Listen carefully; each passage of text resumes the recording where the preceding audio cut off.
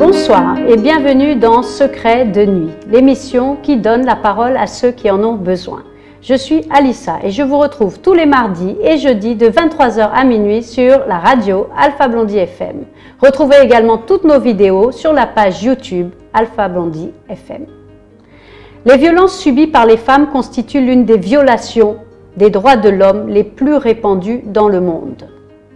L'ONU définit la violence à l'égard des femmes comme tous les actes de violence dirigés contre le sexe féminin et causant ou pouvant causer aux femmes un préjudice ou des souffrances physiques, sexuelles ou psychologiques, y compris la menace de tels actes, la contrainte ou la privation arbitraire de liberté, que ce soit dans la vie privée ou dans la vie publique.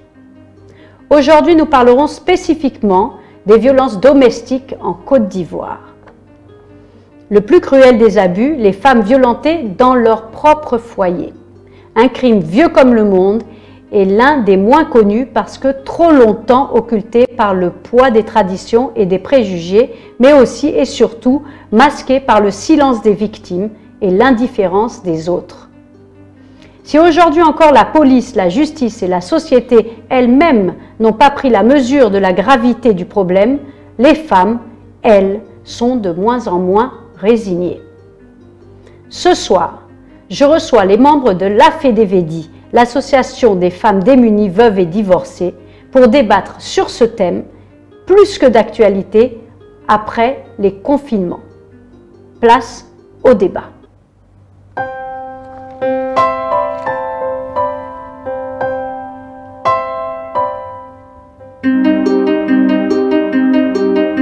Je suis donc accompagnée sur mon plateau de 3 personnes qui font partie de cette association l'AFEDEVEDI et qui aujourd'hui ont décidé de venir briser le silence, parler de ce qu'ils vivent au quotidien, qui rencontrent, leur expérience par rapport aux violences conjugales en Côte d'Ivoire, surtout à Abidjan puisque c'est là qu'ils sont. Alors je vais les présenter un à un et leur permettre de s'exprimer sur ce thème vraiment très important. J'ai à ma droite Mariam. Bonsoir Mariam. Bonsoir Alissa. Comment vas-tu? Je vais très bien. Aujourd'hui, nous avons un thème très triste, très tragique et un thème qui est vieux comme le monde finalement. Bien sûr Alissa. On va débattre, Inch'Allah. On va débattre dessus. J'ai aussi Ben sur ce plateau. Bonsoir Ben. Bonsoir Alissa. Comment vas-tu? Par la grâce de Dieu, je tiens. Tu vas bien? Bien. Oui. Il y avait eu, il y a quelques semaines d'ailleurs, au mois de novembre, c'était quoi? C'était une semaine sur les violences faites aux genre? Effectivement, c'était 2 semaines d'activisme qui étaient consacrées à la violence basée sur le genre. Donc, jusqu'à aujourd'hui, c'est un sujet qui est d'actualité, qui mène le milieu de la jeune féminine. Et certaines aujourd'hui sont encore muettes parce qu'il n'y a pas d'opportunité afin de s'exprimer, il n'y a pas de plateau ou soit elles n'ont pas d'informations. Pourtant, il faut cela afin qu'on puisse trouver une solution pour que ces femmes-là puissent quand même avoir la tranquillité, puissent avoir la joie et l'épanouissement. D'accord, ok. C'est vrai, c'est un sujet qui est très important, c'est un sujet qui existe depuis que la Terre est ronde d'ailleurs. Oui. Et en Côte d'Ivoire, nous n'avons pas de chiffres. Alors c'est quand même incroyable. Quand on sait qu'en Afrique du Sud, 3 femmes meurent par jour sur les coups de leur mari, si on a les mêmes chiffres. Ici, c'est alarmant. En Côte d'Ivoire, on n'a pas les chiffres parce que en Côte d'Ivoire, nous sommes plus rattachés à nos traditions. Et la tradition, sous le respect de cette tradition, les femmes ne font que garder ce silence qui ne fait que ronger leur vie quotidienne et même dans le comportement à venir des enfants. Et là, si l'on y prend garde, un jour viendra où on verra tout le monde violent. Ça se voit actuellement, tous ceux qui sont violents, des enfants à qui on attribue des noms dont je ne voulais pas citer ici, sont généralement issus des familles où la violence sévit du jour au lendemain. Voilà. Alors à côté de toi, j'ai Madame Guéhi qui est là aussi. Bonsoir. Bonsoir. Comment allez-vous? Oh, je vais bien. Voilà. Je suis très heureuse de vous recevoir parce que vous êtes vraiment dans le milieu. Vous avez l'habitude de rencontrer ces dames qui subissent les coups de leur mari. Et c'est un sacrifice de vie un peu. Oui. En tout cas, je les croise à tout moment. C'est des femmes vraiment qui viennent se confier à moi. Des femmes battues surtout. Dans le foyer, qui n'ont pas la parole, comme M. Dambélé le disait tout à l'heure, elles sont obligées de se soumettre. Hein. C'est ça la tradition, il faut suivre. Mais cela vraiment, il faut qu'on en débatte pour que chacun puisse vraiment réfléchir. Je vais parler des hommes, hein, oui. Puisse réfléchir, aimer les femmes, ne pas les battre à tout moment parce que là, psychologiquement, la femme, elle est traumatisée. Elle ne sait pas où aller, c'est confié à qui. Et elle est obligée de venir vers nous. Et comment elle vient vers vous? Comment elle sait qu'elle peut venir vers vous? Bon, moi, dans mon cas, j'ai l'association. Souvent, nous nous réunissons. Et puis, dans les divers, nous parlons un peu des familles. Et quand le sujet est directement touchée par une des femmes, elle nous approche à côté et puis elle nous dit, bon, voilà ce que je vis. Je ne voulais pas qu'on en parle, mais voilà un peu. Et elle se confie à moi. Voilà. Qu'est-ce que vous lui dites? Bon, je dis comme ça que la vie, c'est un combat. C'est l'amour de son mari. Bon, je n'ai pas dit d'accepter, mais il y a quand même des structures qui s'en occupent, qui donnent conseil. Mais moi, dans mon cas, je leur dis comme ça de se battre, de communiquer, de rester à l'écoute même de leur mari. Quand il vient pour la battre, elle trouve qui communique, quoi, je veux dire, une entente entre eux. Mais généralement, on dit que la raison en fait de ces violences sont dues à la communication inégale des genres entre le féminin et le masculin. Donc ça veut dire que à partir de ce moment-là, il y a eu un petit déséquilibre depuis l'enfance où on pense que la femme est plus faible, où on peut la dominer, où on peut être dessus. Mais un homme violent, il n'est pas violent comme ça. Non, il a préparé son terrain. Ça fait peut-être un moment, parce que la violence sur le genre, c'est pas seulement la femme battue, c'est aussi le fait de conditionner quelqu'un à être soumis, de lui parler mal, de l'insulter, de la réduire, au point de pouvoir l'isoler professionnellement dans sa vie pour qu'il puisse la dominer et puis la frapper, c'est ça? C'est ça. Vous savez, en Afrique, hein, surtout en Côte d'Ivoire, la plupart des femmes sont, je veux dire, analphabètes. Hein. Ils ne vont pas à l'école. Ils n'ont pas cette culture-là qu'elles ont un droit.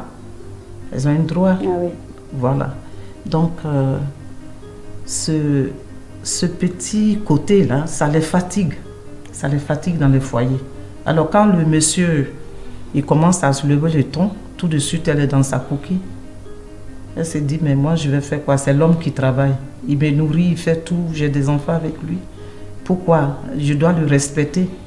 C'est ça. Or, si elle connaissait ses droits, elle ne pouvait pas... Mais quel droit on lui donne justement en Côte d'Ivoire? Bon, les droits qui sont là, c'est... Aujourd'hui, on parle de l'égalité. Ce que l'homme peut faire, la femme aussi peut le faire. D'accord. Et si c'est enseigné partout, s'il y a des structures aujourd'hui qui peuvent prendre ces femmes-là, les enseigner, qu'elles ont un droit, je crois que ça va diminuer beaucoup. Mais est-ce qu'elles ont vraiment des droits au niveau de la justice? Une femme qui se fait battre, qui va aller à la police, qui va déclarer que mon mari m'a battu, voici les séquelles. Par exemple, le viol. On dit que les viols entre conjoints, c'est l'un des plus grands viols qui existent en pourcentage. Mais quand on dit ça, il y a beaucoup de gens qui vont rigoler, vont dire mais viol entre conjoints, c'est quoi encore cette histoire? Mais c'est ce qui est le plus fréquent. Donc quand une dame va aller voir la police pour leur dire voilà, mon mari m'a violée, ils vont sourire. Et quelles sont ses approches? Comment elle va arriver à la justice? Qu'est-ce que la justice lui permet d'avoir comme droit? Bon, je crois aujourd'hui, il y a des structures qui sont là même à la justice. Il y a une cellule qui est là aujourd'hui qui s'en occupe. D'accord. Aujourd'hui, comme l'ONG Afadi, Madame Afedi de Mariam. Excusez-moi. Hein, Mariam, il y a des moyens de faire ça. Elle a vraiment ces moyens-là. Elle a aidé même ces femmes. Et c'est par son canal aujourd'hui, nous sommes en train de travailler. D'accord. Aider ces femmes-là. D'accord. Voilà. Donc Mariam, qu'est-ce que peut faire une jeune femme qui est en détresse dans son foyer et qui cherche une issue de secours? Elle vient vers vous et qu'est-ce que vous lui proposez concrètement? Ok, d'accord. D'abord, Alissa, je vous remercie. Je remercie aussi Alpha Blondy vraiment de nous donner l'opportunité d'exordiser aujourd'hui sur ce sujet vraiment très sensible. Les femmes, bon, chaque réunion, je dis comme ça aux femmes, de ne pas garder. Elles n'ont qu'à extérioriser tout ce qui est dans leur cœur pour qu'on puisse connaître leurs problèmes, les différents problèmes des femmes. C'est comme ça que les femmes viennent souvent nous expliquer « Ah, la présidente, j'ai tel problème, je suis battue par mon mari. Je ne sais pas comment je vais faire. Mes parents n'ont pas les moyens. Je suis mariée à un homme, j'ai déjà 2 enfants, bien 3 enfants. Je ne peux plus retourner en famille. Vous savez que nous sommes en Afrique. Je ne peux plus retourner en famille. Je suis là, mes parents n'ont pas les moyens. Si je sors aujourd'hui de chez lui, où je vais partir? Je n'ai pas les moyens. Et je lui dis, aujourd'hui là, sur la violence, la ministre même a dit, 0 tolérance. 0 tolérance. Il y a des cellules qui sont là aujourd'hui au palais de la justice qui aident les femmes sur ce plan. Donc je conduis les femmes.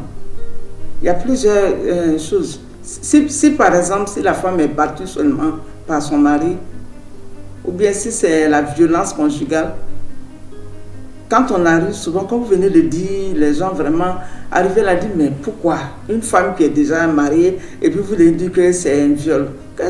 Elle dit non. Elle l'atteint psychologiquement, puisqu'elle n'est pas à l'aise dans son foyer. Elle n'est même pas à l'aise dans son foyer. Ça ne va pas parce que c'est ta femme, elle est mariée. Chaque soir, tu viens, tu ne demandes pas qu'est-ce qui ne va pas, ou bien, bon, ça ne te dirait quoi. En même temps, c'est ton champ. Il dit, c'est pas normal. Donc eux, ils labourent le champ. Labourent le champ, c'est pas normal. Donc vraiment, ces cas-là, la justice prend en compte. La justice prend en compte. Et donc, du coup, ils reçoivent la plainte. Ils reçoivent la plainte. Et il y a un suivi. Un suivi même, pas possible. Actuellement, le gouvernement, vraiment, le gouvernement se charge beaucoup de ça.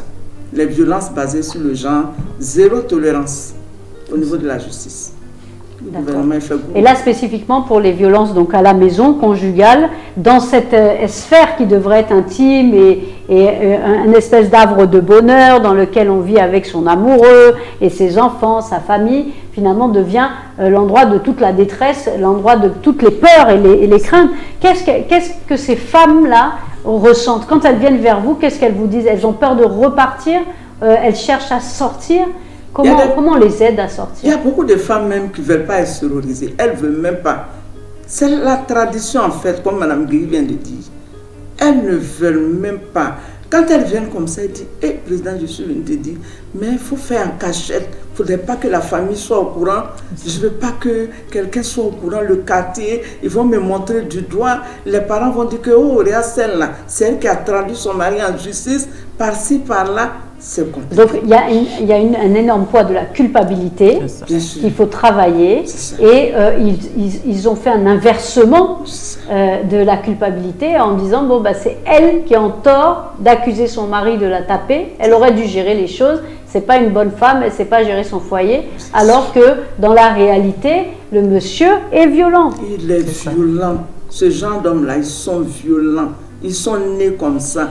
On ne les comprend pas. On ne sait pas pourquoi. Mais ils ne sont pas tous les mêmes. Il y a différentes violences. Il n'y a pas tout. Il y en a qui le font qu'une fois. Il y en a qui le font...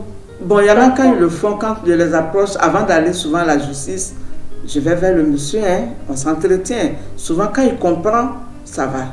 C'est quand il ne comprend pas, il n'écoute pas, il continue qu'on l'amène vers les autorités. Ah oui, donc il devient même violent avec toi à la limite. Souvent, il y en a qui deviennent violents. Wow. Par contre, un jour, il y a une fille qui est venue me voir, elle était enceinte.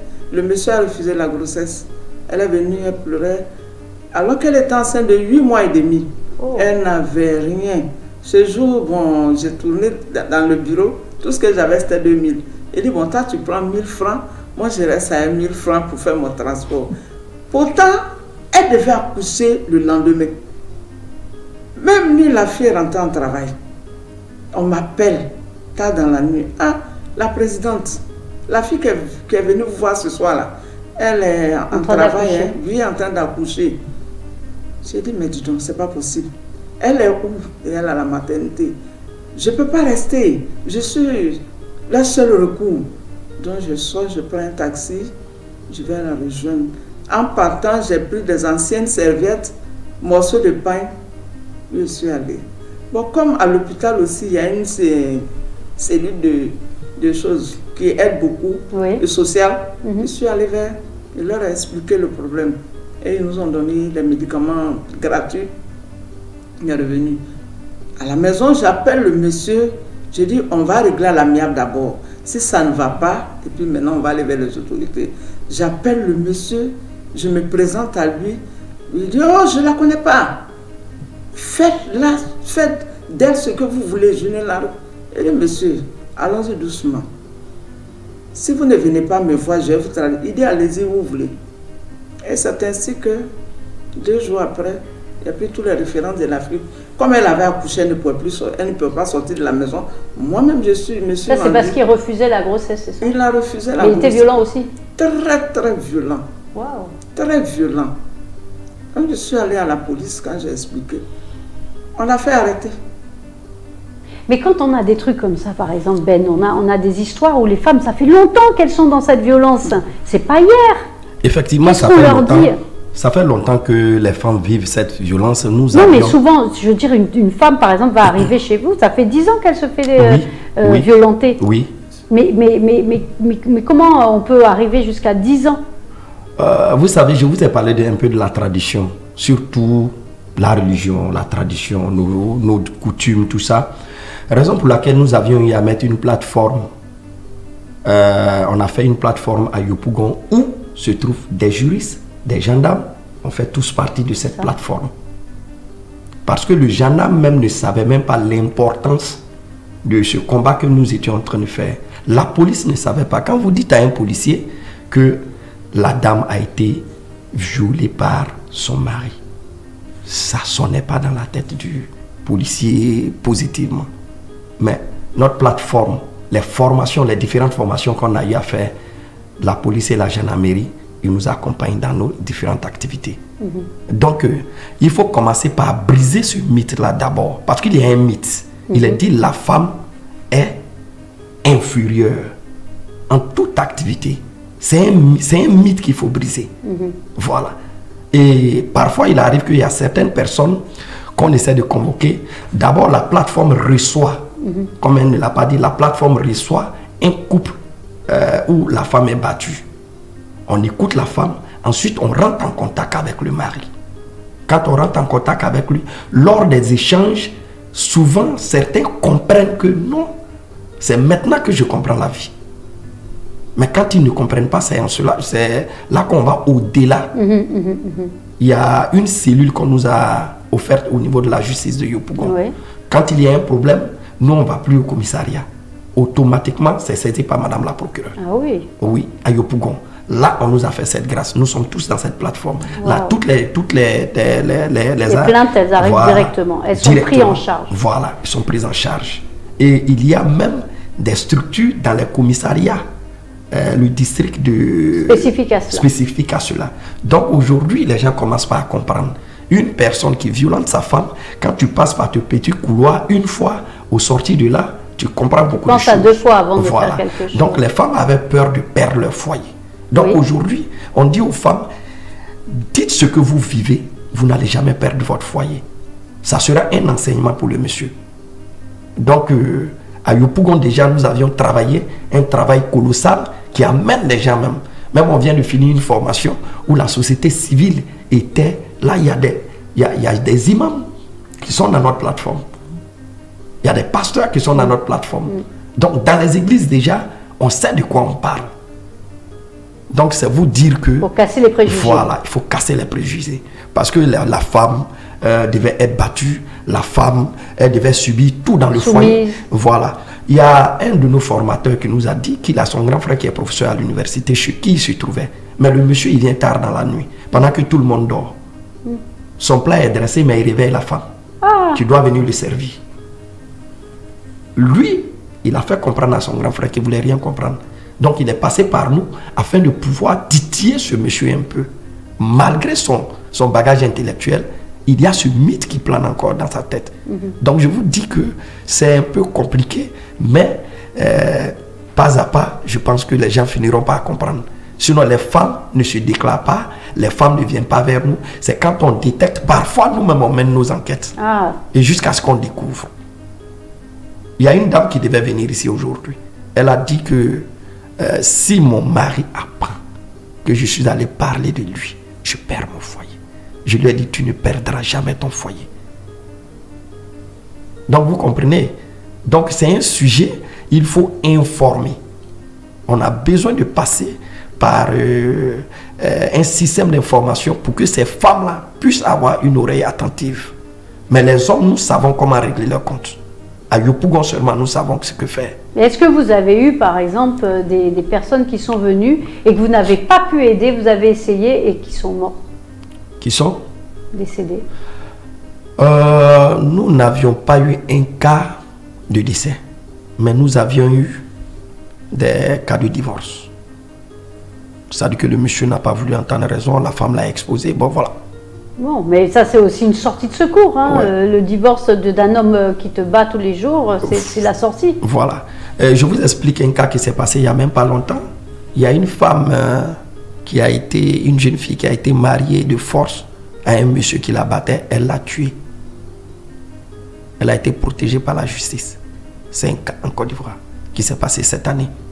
Nous avions été saisis de ce problème. Donc c'est à vous dire que... Donc c'est quoi, légitime défense? Légitime défense. Elle a tué son mari, qui avait 58 ans pendant qu'elle en avait 18. Donc vous comprenez bien. Et on est toujours accompagné par 2 ministères dynamiques, c'est-à-dire que le ministère de la solidarité et le ministère de la famille. Donc c'est à vous dire que ça va prendre fin, mais c'est aux femmes de pouvoir venir se déclarer. C'est vrai, Madame Guéhi? Oui, c'est vrai, parce que souvent, elles disent comme ça, j'aime beaucoup mon mari, je ne veux pas perdre mon foyer. L'amour qui prime. Mais tu l'aimes, mais il te bat. Est-ce que c'est bon, tu te sens bien? Mais est-ce qu'elle dit qu'elles aiment parce que dans la culture, on dit c'est bien que vous ayez une femme bien qui aime? Parce qu'en fait, elle se sacrifie, c'est tout. C'est un sacrifice. Elle aime son mari, c'est un sacrifice. Oui. Il y a d'autres qui sont, ils souffrent, mais elles, vraiment, ne se prononcent pas. Hein. C'est ça. Il y a un cas aujourd'hui, le monsieur, il a laissé cette dame dans la maison avec des enfants. La pauvre femme, elle n'a rien, elle n'a pas de moyens. Elle est obligée d'aller travailler chez des gens pour pouvoir vivre un peu avec ses enfants. Et lui, il est où? Elle a Yopougon. Et lui, il est où, lui? Lui, il est à Amsokro, il travaille. Ah, d'accord. Il s'est remarié. Ah oui, il a refait sa vie. Il a refait sa vie. Et cette dame-là, aujourd'hui, elle souffre, elle est obligée de demander. Et quand elle vient, moi, je vais vers ces femmes-là qui m'expliquent ces cas. C'est obligé de les aider avec un peu de moyens. Mais ça ne peut pas suffire. Et cette femme-là, aujourd'hui, elle se trouve dans une maison qu'elle ne peut même pas payer. C'est difficile, hein? C'est dur. Ouais. Et donc ça, c'est le rapport en fait de ces relations de couple qui se dégradent. Oui. Mais la violence psychologique, c'est-à-dire cet univers que l'homme va créer pour isoler sa proie, sa femme, oui, qui va devoir donc subir ses demandes de se lever à des heures pas possibles pour le servir, ou faire l'amour quand elle n'en a pas envie, ou se faire tabasser devant ses enfants pour X ou Y raison, cette angoisse, cette peur qu'il crée là, est-ce que les femmes en parlent? Est-ce qu'elles ont conscience? Parce que c'est ça le truc, pour qu'elles puissent sortir et qu'elles réagissent. Si elles n'ont pas réagi la première fois au coup, avec le temps, plus il va l'isoler, plus il va la mettre dans cette phase de culpabilité, est-ce qu'elles vont s'en sortir? Bon, c'est pour cela que nous sommes en train de... Je crois que c'est une sensibilisation que nous allons mener dans ce cadre-là. C'est cela, et Mme Cissé et moi, nous sommes en train de sillonner un peu à Yopougon, et M. Dambélé suivi aussi de cette plateforme-là. Comme on a une cellule maintenant qui s'occupe de ces cas, nous allons vers ces femmes-là. Ce n'est pas nous qui le faisons, mais on les prend en aparté pour vraiment les vider un peu des problèmes qu'ils vivent dans leur foyer. Voilà. Il y a beaucoup de problèmes financiers en fait. C'est-à-dire qu'elles ne partent pas parce que c'est l'argent. Ah oui. La culture, oui, mais il y a aussi le fait qu'elles ne vont plus avoir de toit, elles veulent partir avec les enfants parce qu'elles ne vont pas laisser les enfants derrière. C'est ça. Et elles n'ont pas les moyens, c'est surtout ça en fait. Non, il n'y a pas de moyens. Mais ce n'est pas une vérité, parce que, par exemple, en Europe, il y a des femmes qui travaillent, qui ont un très bon job, qui mènent aussi très bien leur vie. Toutes seules, elles pourraient le faire. Elles sont battues, mais elles sont dedans. Parce qu'en fait, c'est une emprise psychologique. C'est bien plus fort que ça, la violence conjugale. C'est bien plus fort que ça. La violence conjugale, il y a plusieurs formes. Nous avions visité un foyer. Le monsieur ne communique avec sa femme 3 fois dans la journée. Matin, voici l'argent de la popote. Le soir, j'ai besoin de me manger. La nuit, je veux me laver. Je veux me laver, ça veut dire quoi ça? Elle envoie son eau dans la douche. D'accord. Ce sont les 3 fois. Et quand le monsieur est au salon, tout le monde est dehors. Pourquoi? On ne communique pas. C'est le diable en personne. Quand il rentre à la maison, tout le monde est bouche bée. Mais il a une autre femme? Il a 2 femmes. Ah. Et c'est pareil avec ces 2 femmes. Mais alors à qui il fait l'amour Il n'a pas besoin de dire à qui il veut. C'est-à-dire que ces femmes partagent la semaine 3 jours chacune. Ah mais donc il leur parle pour faire l'amour quand même. Les femmes disent, même en train de faire l'amour, ils ne communiquent pas avec eux. J'ai dit, mais là, je ne sais pas de quoi on parle. Mais elle fait le quoi? monsieur... Elle se donne quoi? Elle se donne parce que la soumission face à nos mœurs. Il a 2 femmes, traditionnellement mariées, qui subissent les mêmes sorts. Il donne 1500 francs par jour, mais il doit venir trouver un repas de plus de 3000. Ah, il mange convenablement. Les femmes doivent subir. Ce sont elles qui sont au four au moulin. Mais pas que le monsieur ne travaille pas. Il gagne bien sa vie. Ce monsieur, je disais comme ça à Madame Gay, ce monsieur a pour habitude de faire même des cadeaux à des personnes extérieures. C'est-à-dire que des personnes qui le sollicitent par rapport à leurs problèmes. Ce monsieur est capable de débourser. Ça, donc c'est un super monsieur à l'extérieur. C'est un super monsieur. C'est un pervers narcissique, ça. À la maison, c'est grave. Moi, je connais plein de personnes. Oui, mais la culture et l'abandon, c'est pas la culture, ça. Voilà. Ça n'a rien à voir. La culture et l'abandon, Mariam, ça n'a rien à voir. Ça n'a rien à voir. Ces personnes-là, souvent, qu'est-ce qu'ils disent? Ils disent que il a conditionné ces femmes-là. Voilà. Souvent, ils disent que la femme que j'ai connue avant, c'est pas elle qui est là. Elle ne s'entretient. C'est ce qu'ils disent. L'autre jour, on a allé vers un monsieur, c'est ce qu'il nous a dit. Il dit, la femme que j'ai connue, c'est pas elle ne s'entretient pas. Elle ne s'occupe pas d'elle-même. Elle me fait honte dans le quartier. C'est ce qu'il a trouvé comme prétexte pour nous dire. J'ai dit, mais quand c'est comme ça, il faut l'entretenir. Et j'ai approché la femme. Après l'entretien du monsieur, je suis venu vers la femme. Il dit, bon, moi, je me suis entretenu avec ton mari. Voyez ce que ton mari dit. tu t'entretiens pas, tu te délaisses. Et tu te délaisses, il va aller derrière les jeunes filles du quartier. Elle dit, mais je n'ai pas les moyens, ne me donne rien. Je n'ai rien. Quand je vends, c'est ce qu'on prend pour nourrir. La popote qu'il nous donne n'est pas suffisante, je dois compléter. Alors, est-ce que vous êtes en train de me dire que la violence conjugale en Côte d'Ivoire, en tout cas, je ne vais pas dire l'Afrique, est corrélaire à la finance, l'argent? C'est pas l'argent. Je venais de vous dire tout de suite, je dis qu'il y a un mythe. Oui. Ce mythe, il faut briser ce mythe. Dans la tête de l'Ivoirien, la femme n'est rien. Elle est faite pour la cuisine. Et la chambre? La chambre. Bah oui. Voilà. Donc, vous comprenez qu'on a besoin de communiquer autour de ce problème-là afin que les gens puissent comprendre. C'est difficile. La population aujourd'hui, la majorité de la population est analphabète.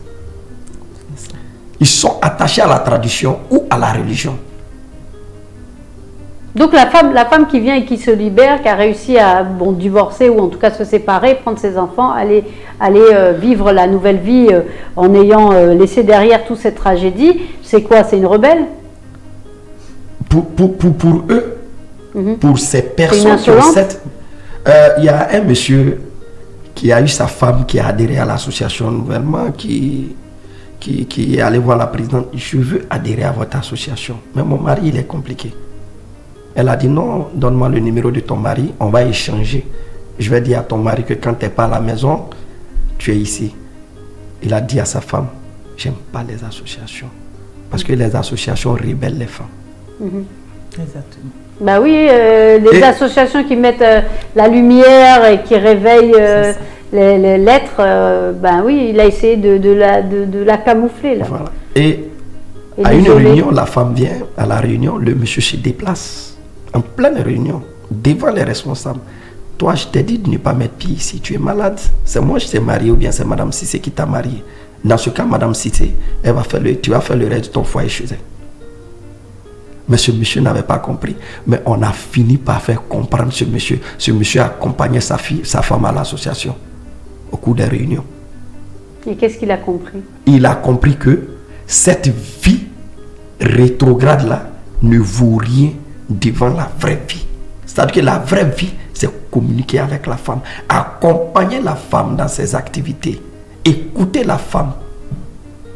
Oui, mais pour ça, il faut de l'amour, Madame Gueye. Mais il y a eu de l'amour maintenant. Oui, il a eu de l'amour, mais alors donc du coup, il avait un amour quoi? Il avait honte de vivre un amour alors? Il avait honte. Dans sa culture à lui aussi? Dans sa culture à lui. De laisser sa femme exister, partager avec elle, lui demander son avis, avancer avec elle, dire que c'est son ange gardien, son levier dans la vie. Ça c'était pas dans sa culture. C'était pas dans sa culture. Et maintenant, quand il a un problème avec la femme, c'est lui, il vient voir, vraiment appeler là, parler lui. Donc alors il manque de la communication. Il manque de la communication. Et ça peut venir de l'extérieur, c'est-à-dire des aides extérieures qui peuvent faire comprendre certaines choses. À certains, hein, Madame Gueye. Oui, pas à tous. Pas à tous en tout cas. Vraiment, il faut dire qu'en Côte d'Ivoire, dans nos foyers, on raconte ça beaucoup. Beaucoup, beaucoup. Les femmes ne sont pas vraiment épanouies. C'est dans les associations, avec les nouvelles, qu'elles apprennent, elles arrivent même à s'éclater. Même pour les jeux, souvent nous faisons des jeux, on fait des sorties. Oui. Quand elles vont s'éclater, elles disent, mais quand je suis rentrée, j'ai dit à mon mari que je me suis épanouie, je suis contente. Vraiment, l'association m'apporte de la joie un peu. Parce que quand je suis à la maison, il n'y a pas de communication. Et tout. Il dit, mais il faut rester là-bas. Donc, oui, il faut rester là-bas. Donc, alors, comme ça, on dit aux femmes, sortez, dites à vos maris qu'on va à la réunion. C'est pour vraiment la réunion réunie, c'est la cohésion, l'amour, la joie, le partage. Et ça fait que même dans les associations, quand tu as des difficultés, on te vient en aide. Quand on va en groupe, elle rend visite, soit la dame, elle a perdu quelqu'un, soit une maman ou bien un papa. L'association vient avec cette chaleur-là. C'est là le monsieur comprend que, ah, ma femme, je voulais l'interdire, mais je trouve que ton association est vraiment bien. Ce qu'ils sont venus faire. Alors, est-ce qu'ils ont peur aussi, ces hommes, avec la tradition, la culture, que leurs femmes leur échappent et qu'elles fassent des choses qu'ils n'ont pas envie, que le monde, les gens soient au courant? Est-ce que c'est une façon de se protéger? Est-ce qu'ils n'ont pas des peurs ancrées, ces hommes-là, les hommes africains? La plupart même, c'est des hommes très jaloux. C'est ça. Comme ce que M. Dambélé vient de dire, ce monsieur, il était très jaloux. Il aimait beaucoup sa femme. Il s'est dit que si la femme vient à l'association, on va, je ne sais pas pour lui, on va tout détourner sa tête, ou bien qu'est-ce que... Maintenant, quand on lui a tout expliqué, il a compris que c'est nous-mêmes, on peut canaliser sa femme pour lui donner, il a compris. La plupart de ces hommes-là, c'est des hommes très jaloux. Ils sont analphabètes. Ils n'ont pas grand-chose dans la tête. Mais est-ce qu'ils ont les images peut-être de leur mère? Et puis ils se disaient, bon, ben nous, à l'époque, la mère, elle disait rien. Elle n'était pas en train de grandes discussions avec mon papa aussi. Ceux-là, bon, en Afrique, c'est pas la peine. Hein. Ils voient tout ça, mais quand même, ils savent. Même quand il y a les émissions qui passent, on dit de ne pas faire la violence aux femmes. Ils écoutent, ils savent, mais ils font exprès. Ils se disent que c'est la tradition. Bon, pour eux, ils disent quoi? Que bon, ça, ce sont les Blancs qui sont venus mélanger, ils sont venus nous mélanger, ils veulent finir, foutre la tête, imposer sur notre tradition. Bon, la plupart, c'est comme ça. Par contre, il y a d'autres qui comprennent. Mais pour d'autres, ce n'est pas la peine. Ils sont tellement carrés dans la tête. On va bouffer, mais c'est difficile. Hein. Mais nous, on ne se décourage pas. Et qu'est-ce qu'il y a comme violence physique que vous avez pu rencontrer, Madame Kay, par exemple? Quelles sont les souffrances qu'elles subissent, ces dames-là? Bon, les souffrances qu'elles subissent, elles n'ont pas... Ça veut dire qu'on ne leur permet pas de s'épanouir, faire des sorties. Quand tu as ton épouse, ta femme, il faut la faire sortir un peu du cadre où elle est. Elle ne voit pas, elle ne peut pas connaître le plateau, elle ne peut pas aller bon, je dis, c'est peut-être trop avoir d'amis. Elle ne peut même pas aller rendre visite à ses parents. Et ça, c'est vraiment difficile. Un isolement total. Voilà. Et c'est ce qui se passe. C'est quoi? C'est une... Ils prennent comme leur chose. Oui, ça, c'est ce qui se passe même beaucoup. Et ils le font aussi avec leurs filles? Bien sûr, avec les enfants. Ça se fait. Pas les garçons peut-être, mais plutôt les filles? Les filles.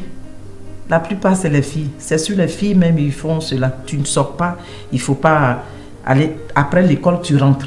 Mais ici, en Afrique, les gens vivent dans des cours. Si par exemple, on frappe une dame avec une ceinture, comme on a eu des témoignages, ou avec une grosse violence comme ça, il n'y a pas d'autres dames à côté ou des messieurs qui viennent et disent mais arrête de faire ça. Oh, mais souvent quand ça arrive, on est obligé de... Vraiment là, c'est la bagarre générale. Il y a des gens qui ne veulent pas. Quand tu viens intervenir, quand le voisin vient intervenir, il le jette carrément dehors. Il enferme sa femme pour continuer son travail. C'est comme ça. Souvent même, il s'en fout, il n'écoute pas. Ah oui, ça se fait. Monsieur Dambélé, je vous dis tout de suite que ces personnes-là, vous voyez, on dit qui s'assemblent se ressemblent. Dans ces cours-là, c'est les mêmes mentalités. Parfois, ce sont les femmes même qui sortent. Mais toi, la femme, qui ira au secours de la voisine, tu viendras trouver ton compte à la maison. Parce que le monsieur dira, elle l'a provoqué. Le mari dira, elle l'a provoqué. Ce sont les mêmes mentalités. En fait, il y a un soutien entre eux. Il y a un soutien entre les femmes. Parfois, même les gens ne sortent pas parce que le monsieur n'écouterait pas quelqu'un. J'ai une cousine qui est mariée à un cousin, c'est-à-dire que deux, voilà, mariage de famille. Mais à Bobo, il a fracturé le pied de sa femme. La femme est allée chez ses parents. Les parents ont raccompagné la femme. Elle est là. Elle est handicapée. À un pied, elle est là. Donc, la famille même est complice de cette atrocité. Vous comprenez? Mais aujourd'hui, puisque ces personnes-là ont placé leur confiance à des personnes telles que les imams et prêtres, ceux-là dans les différentes plateformes, en train de parler aux fidèles Parce que ces personnes-là croient plus à cela même que Dieu. Même si Dieu se présente aujourd'hui, il te dira que mon imam m'a dit, ou soit mon pasteur m'a dit.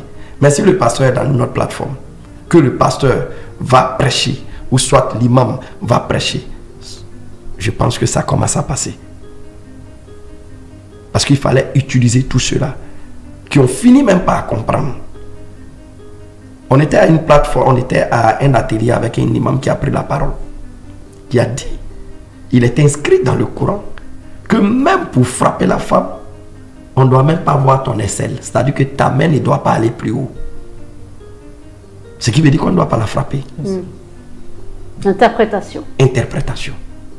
On ne doit pas la frapper. Qui frappe sa femme a un compte à rendre devant Dieu. Parce que celui-là a dit ce jour-là que Dieu confie la clé du paradis à la femme chaque jour que Dieu fait. Et qui est soumis à sa mère ou à sa femme verra le paradis. C'est l'imam qui le dit. Mais quand il a expliqué à un de ses fidèles qui a confiance en lui, celui-là dira, ah, Dieu, j'étais dans la bêtise. Dans l'ignorance. Voilà, l'ignorance. Ouais. Voilà un peu. Moi, j'ai quelque chose à ajouter. Bon, je dois vous expliquer, ce n'est pas une anecdote, mais c'est un fait réel. Moi-même, j'ai suivi, ça c'était ma maman, paix à son âme. Mon papa, maintenant ça va.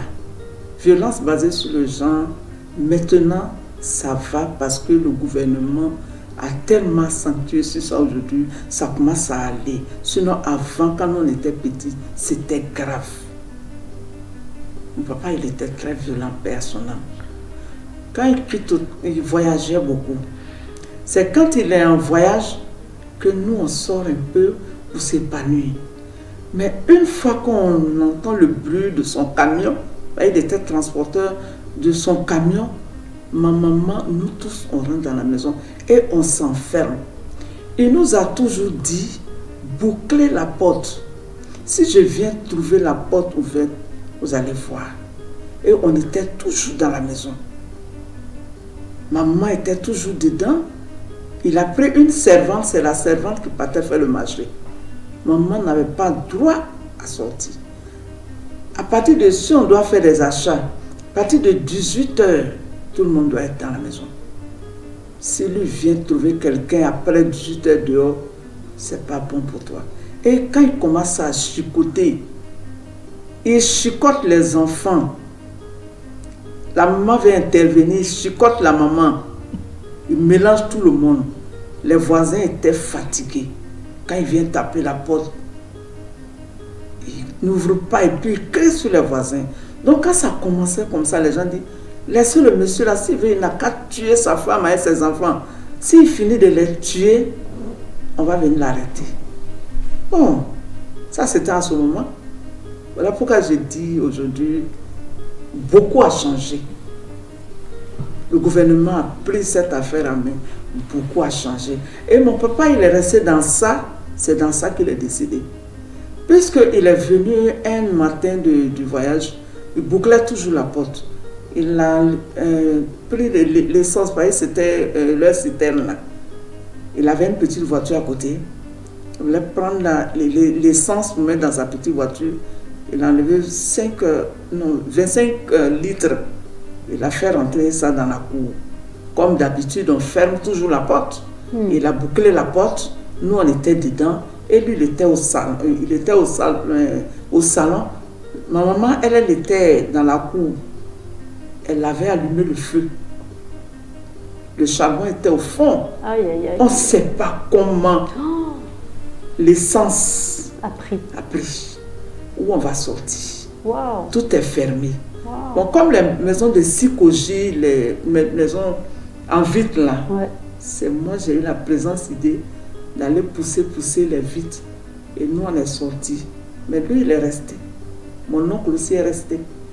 Et c'est dans ça que mon papa est décédé. C'est vraiment... C'est-à-dire que c'est fait partie de ton histoire. Voilà. Et c'est une vie d'esclave en fait. Vie d'esclave. C'est-à-dire qu'il a trouvé Je des voyais personnes. ma maman pleurer. Je me cachais souvent pour la regarder en train de pleurer. Elle est sur ses larmes. un sort. Il était très, très sévère. On avait peur. On n'avait pas droit à porter les mèches. Il y a des habits même on n'avait pas droit. Même avoir des amis, des camarades dans le quartier. Parole, il n'y en avait pas. C'était pas possible. Mais alors, c'est quoi l'amour alors là, à ce moment-là? C'est que comment ils aiment alors? C'est quoi? Ou bien ils vivaient sans amour alors? Leur amour, en ce moment, moi j'étais petite. Je ne savais pas comment cela vivait dans l'amour. Mais maintenant que tu vois ça de loin, je ne sais pas, Madame Guéhi, c'est quoi l'amour? On revient là-dessus parce que finalement les gens se mettent ensemble par amour. J'ai l'impression que c'était leur manière d'aimer, puisque ça est dans leur quotidien. C'était une manière d'aimer, mais vraiment ils ont l'amour de leurs femmes, des enfants, mais ça c'est une manière très violente, très méchante de vivre. Je ne sais pas comment qualifier ça, mais vraiment, c'est... Beaucoup de familles ont vécu cela, hein. Elles le racontent, mais nous tous, on a un passé comme ça. Et est-ce que vous avez des histoires, justement, vous dites que vous avez un passé comme ça veut dire que finalement, c'est dans la culture, les parents ont fait ça, donc les enfants, en grandissant, ne connaissent pas l'amour ou ne l'ont pas vu dans cet angle-là, reproduisent cet amour qu'ils ont vu, dans quel sens vous dites vous avez aussi des histoires? Moi, mon histoire, c'est que mon père, lui, il buvait beaucoup. Hein. Il allait se saouler, il venait nous frapper. Quand il rentre, tu ne dois pas tousser. Si tu tousses à là, il demande, mais qui vient de tousser là? Et on se regarde, 10 personnes, il dit si. Tout le monde ramasse. À là, tout le monde à terre. Avant, c'était les chicottes, hein, sur les fesses. Tout le monde doit s'aligner à terre. Il va commencer à nous chicoter. C'est un plaisir, quoi. C'est un plaisir quand il finit, il dit voilà, allez-y vous coucher. Et je ne veux pas entendre un petit cri. Et effectivement, c'est comme ça. Avec la douleur, on se maintient et on dit bon, celui qui crie, on aura chaud. Et vous avez quand même aimé votre papa? Oui, on l'a aimé. Mais quand il prenait du large, il a arrêté parce que ça l'a rendu très malade. Et quand il en joie, on lui dit, mais papa, vraiment, tu as trop déconné, tu nous as trop chicoté. Il dit, oh, mes enfants, vraiment, je vous pardonne, je regrette parce que en ce moment, j'étais vraiment dans le monde. Il ne comprenait pas ce qu'il faisait et il regrette beaucoup. Et on prenait ça pour se moquer. C'est devenu une sorte de moquerie, mais dans la joie. Et votre maman? Notre maman, elle nous a laissé carrément. Hein. Quand c'est comme ça, il devient violent. Elle rentre au village, elle nous laisse avec notre papa. C'était comme ça. Dieu merci, on n'est pas devenus, comme on le dit aujourd'hui, les enfants de la rue. Oui. Et il nous maîtrisait tellement qu'on ne pouvait même pas sortir dehors pour aller voir même d'autres familles pour nous aider. On restait dans la faim. C'est quand il rentrait, on dit, ah papa, on n'a pas mangé aujourd'hui. Il dit, mais débrouillez-vous comme vos camarades là. On dit, on s'est débrouillé, il dit, débrouillez-vous. Et souvent, on restait comme ça. C'est de la maltraitance, quoi. Oui. Et est-ce qu'aujourd'hui, vous avez des gens que vous pouvez prendre comme un peu fer de lance pour montrer votre combat, pour pouvoir donner une pierre à votre édifice, pour venir se présenter et dire, voilà, moi je suis passé par l'association ou je suis passé par tel endroit, j'en suis sortie, mon mari me battait et aujourd'hui j'ai pris mon courage, je suis partie avec les enfants et voilà, je suis heureuse, je vis pour moi, je suis libre. Est-ce qu'il y a des exemples comme ça? Oui, effectivement, il y a des exemples, mais il y a beaucoup aujourd'hui qui voient, c'est-à-dire que les médias comme un outil d'exposition. Donc, il faut travailler sur la psychologie de ces femmes pour dire que vous devez vous présenter pour que ce soit un exemple. Ça, c'est la première des choses. Et je voudrais vous dire quelque chose aussi. Vous savez, c'est maintenant que les jeunes marient les femmes qu'elles veulent. Sinon, majoritairement, les mariages étaient obligés. C'est-à-dire que papa, là, il prend femme au village, il vient te donner. Et généralement, c'est comme ça. Mariage forcé. Donc le monsieur, il vient à la femme, il fait des enfants avec elle, mais il n'y a pas d'amour proprement dit. Sinon, une femme, devant la porte d'une femme où tu t'es arrêté pendant plusieurs jours, avant de la voir, la marier, passer devant le maire, moi je pense que tu l'aimes bien. Il y a assez de mariages. C'est récemment les 5 ans récemment que les jeunes se marient à la femme qu'ils veulent. La femme se marie à l'homme qu'elle veut. C'est ce qu'on est en train de constater. Sinon, par le passé, toutes ces histoires que nous sommes en train de donner, quand vous remarquez, vous allez voir que c'est sa cousine qui l'a mariée. C'est des femmes qu'on leur a imposées. Donc, il n'y a pas d'amour. Donc il n'y a pas de communication, Il n'y a pas de donc il n'y a pas de plaisir, Voilà, donc il n'y a pas de volonté, il n'y a pas de donc, volonté. il n'y a pas de communication. C'est donc, ça. On arrive à des situations Voilà. où tout le monde dérange tout le monde. Voilà, donc il faut arrêter cela aussi. Il faut arrêter cela. Ça constitue une particule de cette violence. Voilà, et puis il faut aussi que Travailler les gens... la psychologie Voilà, des femmes. il faut travailler sur la psychologie des femmes et puis il faut aussi L'éducation. communiquer l'éducation. Des femmes pour qu'elles Voilà. puissent arrêter de s'attendre à ce qu'un homme vont les gérer, Voilà, vont gérer leur vie, c'est ça. qu'elles puissent être libres, qu'elles Voilà. puissent être indépendantes, C'est ça. autonomes, Oui. de façon à pouvoir partir si demain ça ne va pas. Ça c'est important. Oui, ça c'est important. Mariam, c'est important parce C'est que très important. comment toi tu n'as pas eu à revivre ça? Comment c'est possible que tu aies ce schéma familial là et aujourd'hui tu as totalement viré? C'est quoi? Vraiment, moi je ne peux pas vivre cette vie-là parce que la vie, cette vie-là, j'étais dedans, mais c'était pas moi-même. C'est-à-dire, qu'est-ce que je veux dire? Mon papa, lui, il avait son caractère. Lui et moi, ça faisait deux personnes. Donc, je ne peux pas, je ne suis pas née, c'est pas inné en moi. Donc, vraiment, je ne peux pas. C'est-à-dire, toi, tu as pris carrément le contraire. J'ai C'est-à-dire pris ce que le tu as contraire. vécu, tu veux vivre autre chose. Voilà, je veux vivre autre chose. Parce que ce que je voyais, que la C'était pas vie que j'avais, épanouissant. voilà, non, c'était pas. Donc, je ne peux pas vivre comme ça. J'étais dedans, je ne pouvais pas. Je ne pouvais rien. Maintenant que je ne suis plus dedans, je sais que ce que mon père faisait n'a pas été du tout ça. Donc, je donne conseil maintenant à tout le monde. C'est la femme, je veux dire que c'est la femme qui donne naissance. C'est la femme qui s'occupe des enfants, c'est la femme qui s'occupe du mari même, c'est la femme qui s'occupe de la maison et c'est celle qui est en charge de la gestion du foyer. Oui. Elle se lève tôt et elle se couche tard. Ce que je voulais dire, vraiment, je demande pardon aux hommes et d'avoir pitié des femmes. Donc, avoir pitié de nous. Et aussi, j'ai dit aux femmes, ne gardez pas, extériorisez ce qui est dans votre cœur. Vous allez mourir, cadeau, si vous mourrez. Même le jour de votre enterrement, les femmes qui vont venir autour, les femmes qui vont venir à la cérémonie, le monsieur serait derrière l'une de ces femmes-là. Donc vous allez mourir zéro. Si vous avez du mal, si vous êtes maltraité dans le foyer, on a dit aujourd'hui zéro tolérance. Il y a des cellules qui sont mises en place pour aider, pour vous aider. Il n'y aura pas de divorce. N'ayez pas peur. Et je remercie aussi Alpha Blondy.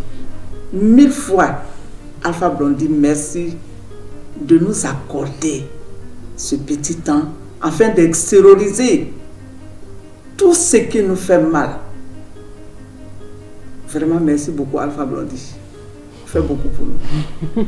Ben, un mot manquent. par rapport à cette lutte, ce combat. Quels sont les moyens que nous avons aujourd'hui, actuellement, si je suis une femme battue, si je nous écoute et que je veux vous appeler, bon, je sais, 08 65 86 73 ou 05 74 60 81 Oui, pour pouvoir effectivement. joindre la FEDEVEDI.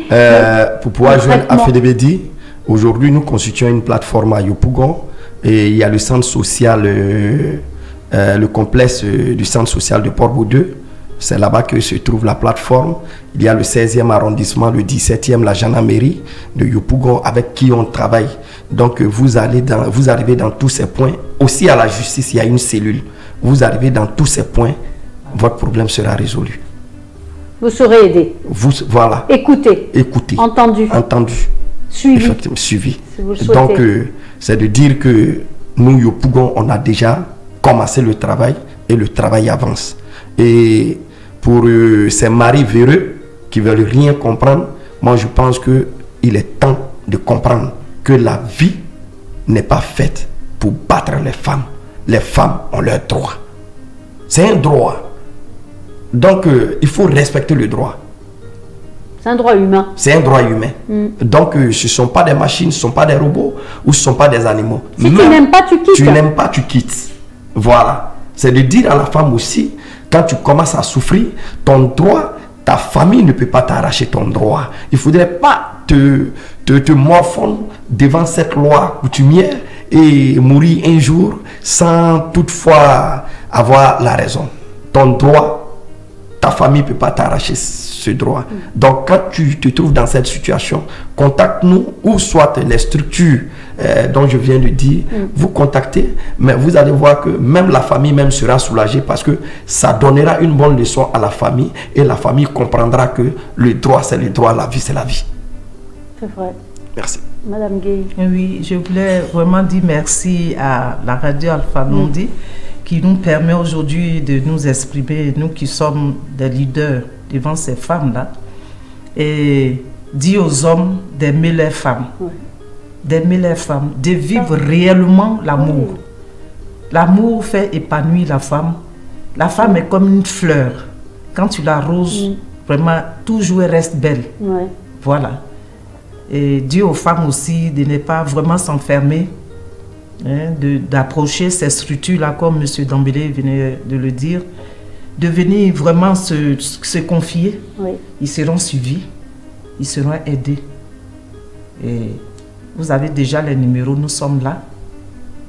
On va vous aider à aller. Parce que le plus dur pour ces femmes-là, c'est tout de même de donner sa confiance à quelqu'un. Trouver quelqu'un de confiance à qui on va venir exposer son problème. Parce que son problème est tabou.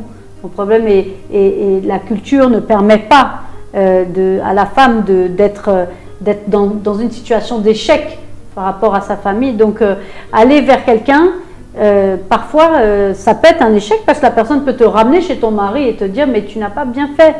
Comme aller chez les parents et les parents nous renvoient. Donc, avec vous, c'est une sécurité de savoir qu'il y aura une écoute réelle, avec des solutions, bien sûr. Voilà, pour pouvoir sortir des griffes de son mari. Donc, je pense qu'on arrive vers la fin de notre émission. Merci beaucoup pour tous ces témoignages, même ces témoignages de famille intime, hein, finalement, aujourd'hui. Et merci à la FEDEVEDI de toujours œuvrer pour les femmes et puis les hommes finalement, puisque quand il y a un problème de femme, ça reste un problème d'homme aussi. Il faut que tout le monde puisse être ensemble, vivre ensemble. Une femme, on dit, c'est la femme qui fait l'homme. Donc finalement, si une femme est heureuse, comme dit Madame Gueye, qui est bien arrosée et toute belle, forcément le foyer ira mieux, les enfants iront mieux et le monsieur réussira dans les affaires également. Donc c'est important de prendre soin de ceux qu'on aime. C'est important de dire à ceux qu'on n'aime plus qu'on ne les aime plus, même si c'est dur, pour pouvoir leur laisser vivre leur vie, pour les laisser s'épanouir, aller de l'avant et trouver peut-être une autre personne, une autre façon de vivre. Mais on n'est pas obligé de vivre ensemble, on n'est pas obligé de se taper dessus. Et ceux qui souffrent, ceux qui sont encore dans ces situations-là, aujourd'hui on vous tend une perche.